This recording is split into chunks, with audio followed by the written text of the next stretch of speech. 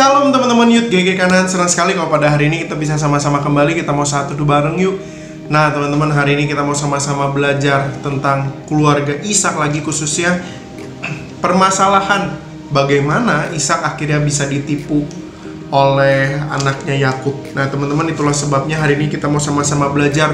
Jangan matikan hati nuranimu. Jangan matikan hati nuranimu. Mari kita sama-sama buka Alkitab kita dari Kejadian pasal yang ke-20. Mari kita memperhatikan dari ayat yang pertama hingga ayat yang ke-14. Kejadian pasal 27 ayat yang pertama hingga ayat yang ke-14. Demikianlah bunyi firman Tuhan. Ketika Ishak sudah tua dan matanya telah kabur sehingga ia tidak dapat melihat lagi, dipanggilnyalah Esau anak sulungnya serta berkata kepadanya, "Anakku." Saud Esau, "Ya Bapak." Berkatalah Ishak, "Lihat, aku sudah tua. Aku tidak tahu bila hari kematianku. Maka sekarang ambillah senjatamu, tabung panahmu, dan busurmu. Pergilah ke padang dan burulah bagiku seekor binatang. Olahlah bagiku makanan yang enak seperti yang ku gemari. Sesudah itu bawalah kepadaku supaya ku makan, agar aku memberkati engkau sebelum aku mati." Tetapi Ribka mendengarkannya ketika Ishak berkata kepada Esau anaknya.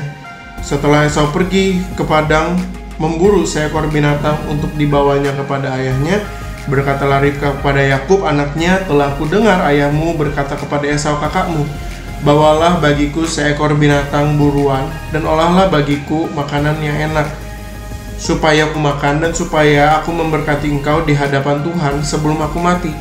Maka sekarang anakku, dengarkanlah perkataanku seperti yang kuperintahkan kepadamu.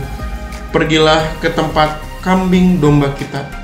Ambillah dari sana 2 anak kambing yang baik, maka aku akan mengolahnya menjadi makanan yang enak bagi ayahmu, seperti yang digemarinya. Bawalah itu kepada ayahmu, supaya dimakannya, agar ia memberkati engkau sebelum ia mati." Lalu kata Yakub kepada Ribka ibunya, "Tetapi Esau kakakku adalah seorang yang berbulu badannya, sedang aku ini kulit-kulicin. Mungkin ayahku akan meraba aku, maka nanti ia akan menyangka bahwa aku mau memperolok-olokkan dia. Dengan demikian aku akan mendatangkan kutuk atas diriku dan bukan berkat." Tetapi ibunya berkata kepadanya, "Akulah yang menanggung kutuk itu, anakku. Dengarkan saja perkataanku, pergilah, ambil kambing-kambing itu." Lalu ia pergi mengambil kambing-kambing itu dan membawanya kepada ibunya. Sesudah itu ibunya mengolah makanan yang enak seperti yang digemari ayahnya. Nah teman-teman, mari kita sama-sama belajar tentang jangan mematikan hati nurani. Khususnya dari kisah ini kita melihat bagaimana sesungguhnya ketika Ribka, mama dari Esau dan Yakub, menyuruh Yakub untuk berbohong. Di dalam bagian ini Yakub kemudian mengkonfrontasi Ribka terlebih dahulu, berkata, "Ya masa aku bohong mah," begitu kan ya. Nanti papa kira aku bohong, aku mau ngolok-olok dia. Tetapi teman-teman, sayang sekali karena dosa yang telah dimiliki oleh manusia, sehingga apa yang menjadi jawaban dari Yakub kemudian dibalikan lagi oleh Ribka. "Tenang Yakub, papamu gak akan marah, nanti aku yang akan tanggung." Nah teman-teman, mari kita sama-sama sadar bahwa hati nurani kita itu memang bisa kita matikan karena dosa yang kita miliki. Nah tapi teman-teman, pada hari ini apa yang dicatat oleh Alkitab kepada kita mau memberikan kepada kita satu gambaran mengenai kegagalan Yakub dalam berkata jujur, berkata benar, dan bertindak benar. Oleh karena mamanya, Yakub telah mematikan hati nuraninya yang terus-menerus berkata tentang kebenaran, sehingga pada akhirnya Yakublah yang diberkati sebagai anak sulung. Padahal Yakub sendiri tahu bahwa Esau lah anak sulung, bahwa Yakub sendiri sudah tahu bahwa bukan dirinya lah anak sulung. Tetapi itulah yang mau kita pelajari teman-teman. Dan hari ini mari kita sama-sama mau belajar hidup dengan tidak mematikan hati nurani. Kenapa? Karena memang kita perlu sadar kita hidup di tengah-tengah dunia yang penuh dengan dosa.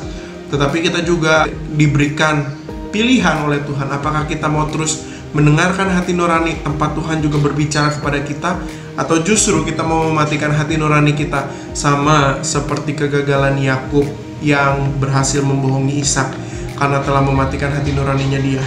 Mari kita sama-sama belajar menjadi anak-anak muda Kristen yang tidak mematikan hati nurani kita sendiri. Tuhan Yesus memberkati kita semua. Amin. Itu sabda doa kita ya guys. Nah, kita harus ingat Tuhan akan selalu mengingatkan kita akan dosa. Dan salah satu caranya yaitu melalui hati nurani kita. Maka dari itu, sebagai manusia lemah, kita harus ingat jangan mematikan hati nurani kita. Nah, untuk menutup sabda doa kita, mari kita berdoa. Ya Tuhan, terima kasih kami sudah dapat mendengarkan sedikit firman-Mu melalui sabda doa kami ya Tuhan. Ya Tuhan, selalu kuatkanlah kami ya Tuhan dalam dunia yang penuh dosa ini ya Tuhan. Dan juga ingatkanlah kami agar jangan mematikan hati nurani kita. Terima kasih ya Tuhan, dalam nama Tuhan Yesus kami sudah berdoa, amin. Nah guys, besok kita bakal ada sabda doa lagi di channel ini. Jadi jangan lupa ikut dan juga share sabda doa kita ke teman-teman kalian agar semakin banyak orang dapat berkat dari sabda doa kita. Nah, jika kalian punya pergumulan atau pertanyaan, langsung DM Instagram kita Youth GKI Kanaan dan juga dengan podcast Youth GKI Kanaan. Nah, pada hari Sabtu jam 7 kita juga bakal ada Zoom Fellowship. Nah, nanti linknya akan dibagikan melalui Line ataupun grup WA teman-teman. Nah, sampai situ saja. Sampai jumpa guys. God bless you. Selamat datang di obrolan santuy anak milenial.